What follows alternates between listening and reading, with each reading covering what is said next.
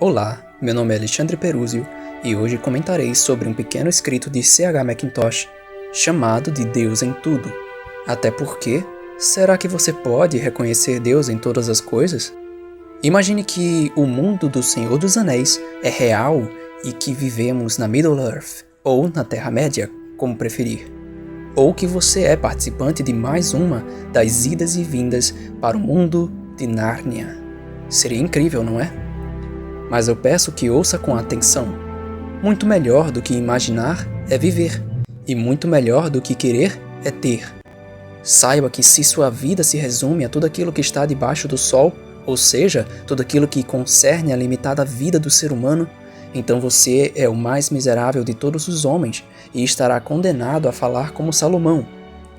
Mesmo no riso, o coração pode sofrer e a alegria pode terminar em tristeza. Além disso, que proveito tem o homem de todo o seu trabalho que faz debaixo do sol? Será que existe mesmo qualquer fantasia criada pelo homem que seja de maior glória do que a realidade bíblica? Fala sério. Qualquer história, seja nos cinemas, animes, HQs, mangás, livros e até a realidade da vida cotidiana do ser humano expostas nos jornais, todas elas são sem significado, quando comparadas com a realidade bíblica.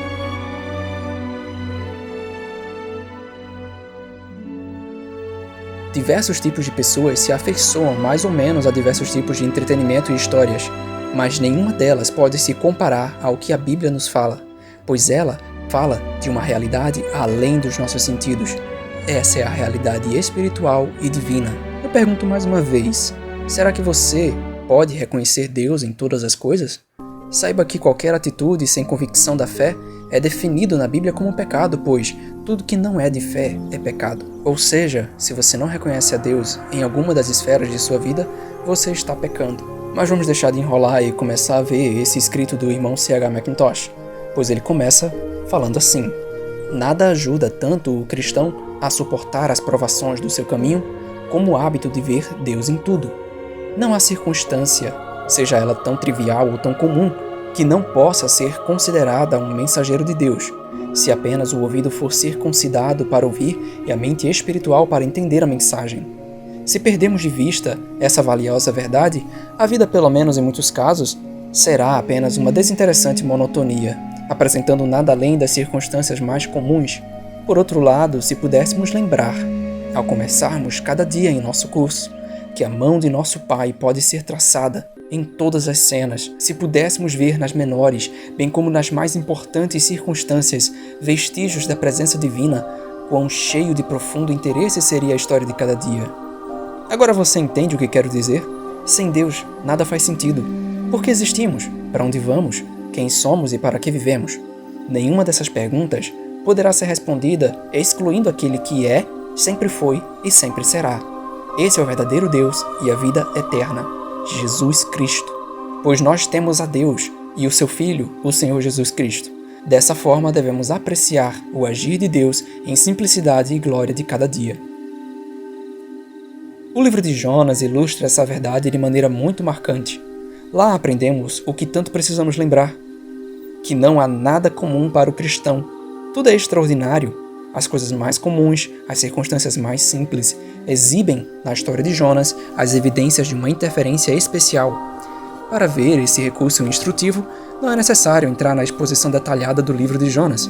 Apenas precisamos observar uma expressão que ocorre repetidamente, a saber, o Senhor preparou. No capítulo 1, o Senhor envia um grande vento ao mar, e esse vento tinha uma voz solene para o ouvido do profeta, se ele ao menos estivesse acordado para ouvi-la. Jonas era quem precisava ser ensinado. Para ele, o mensageiro foi enviado. Os pobres marinheiros pagãos, sem dúvida, muitas vezes encontraram uma tempestade. Para eles, não era nada novo, nada especial.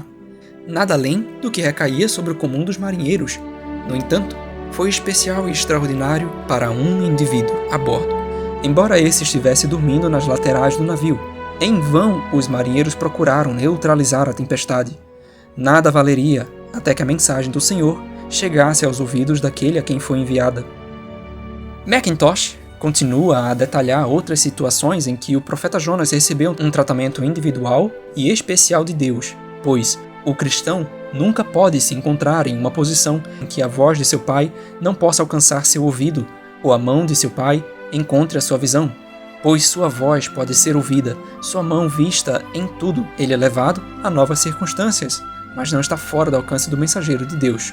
O autor começa aqui a comentar sobre o grande peixe, a aboboreira, o verme, o vento forte, e mostra que todos eles são em si mesmos comuns e insignificantes.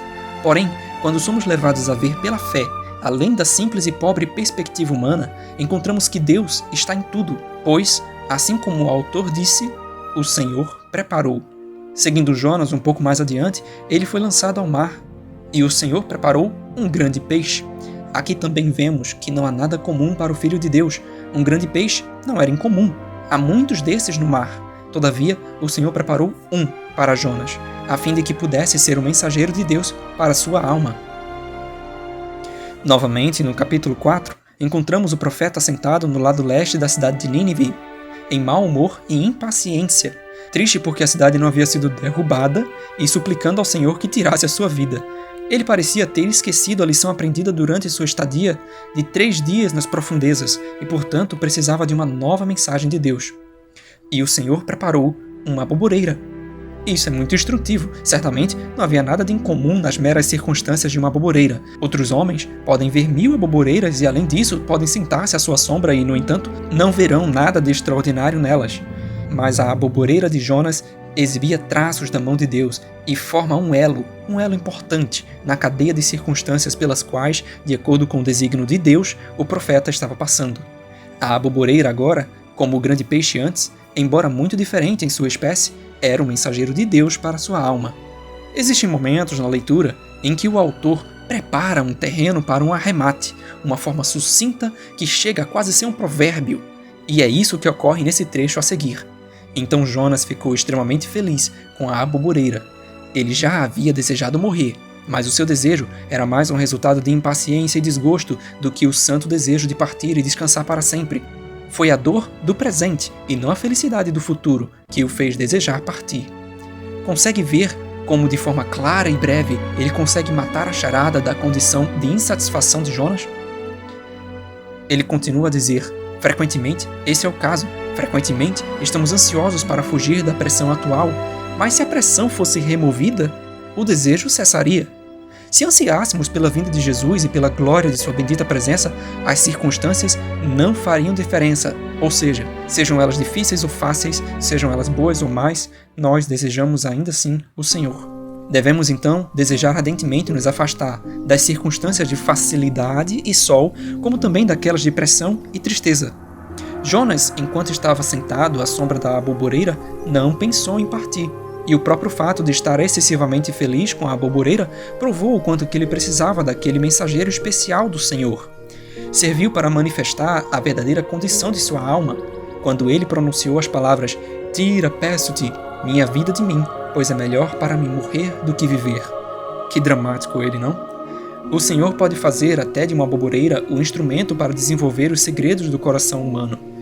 Verdadeiramente, o cristão pode dizer: Deus está em tudo. A tempestade ruge, e a voz de Deus é ouvida.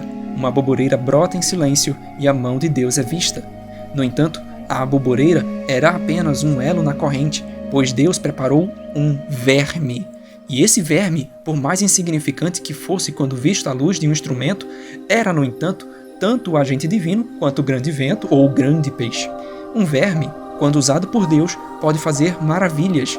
Secou a aboboreira de Jonas, ou seja, matou a aboboreira, e ensinou-lhe, como nos ensina, uma lição solene. Dá para perceber aqui, ele está usando um verme. Será que não podemos perceber a soberania de Deus nesse agir? Quero que você, que está me ouvindo, possa refletir sobre isso. Consegue ver Deus até nas menores coisas? Lembre-se, o agir de Deus não são para entreter a sua mente e a carne, mas eles têm sempre uma utilidade divina e espiritual, assim como fala em 1 Coríntios 12:7, porque a manifestação do Espírito é dada a cada um para o que for útil. É verdade que era apenas um agente insignificante, cuja eficácia dependia de sua conjunção com outros, mas isso apenas ilustra de maneira mais impressionante a grandeza da mente de nosso Pai. Ele pode preparar um verme e pode preparar um vento leste veemente e fazer com que ambos, embora tão diferentes, conduzam a seus grandes desígnios. Em uma palavra, a mente espiritual vê Deus em tudo. O verme, a baleia, a tempestade, todos são instrumentos em suas mãos.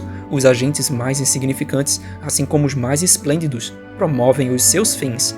O vento leste não teria se mostrado eficaz, embora tivesse sido tão veemente, se o verme não tivesse feito o trabalho designado. Quão impressionante é tudo isso!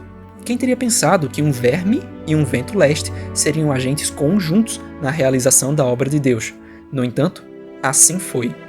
Existe inclusive um versículo que diz: todas as coisas cooperam juntamente para aqueles que amam a Deus. Não se esqueça da palavra juntamente. Se você olhar para somente uma parte do agir de Deus, pode ser que fique em dúvida e, quem sabe, não consiga compreender o caráter dele. Mas ele pede primeiro para que descansemos e confiemos que ele é verdadeiramente justo, confiando que todas as coisas contribuem juntamente para o bem daqueles que o amam. Qual é o fim de todas essas coisas? Somente a glória de Deus. Muitos pensam que o que eu estou dizendo aqui é a mesma coisa que ficar procurando uma experiência espiritual em todas as coisas. Não é isso, mas sim encontrar o agir de Deus nas coisas mais simples. Até mesmo um verme e um vento foram utilizados para os fins de Deus. Então por que pensamos tão pouco de nossa estadia aqui nesse mundo? Grande e pequeno são apenas termos usados entre os homens e não podem ser aplicados àquele que se humilha para contemplar as coisas que estão na terra. Eles são todos iguais para aquele que está assentado sobre o círculo da terra. Jeová pode dizer o número das estrelas e, enquanto o faz, pode tomar conhecimento de um pardal caindo. Ele pode fazer do redemoinho sua carruagem e de um coração quebrantado a sua morada.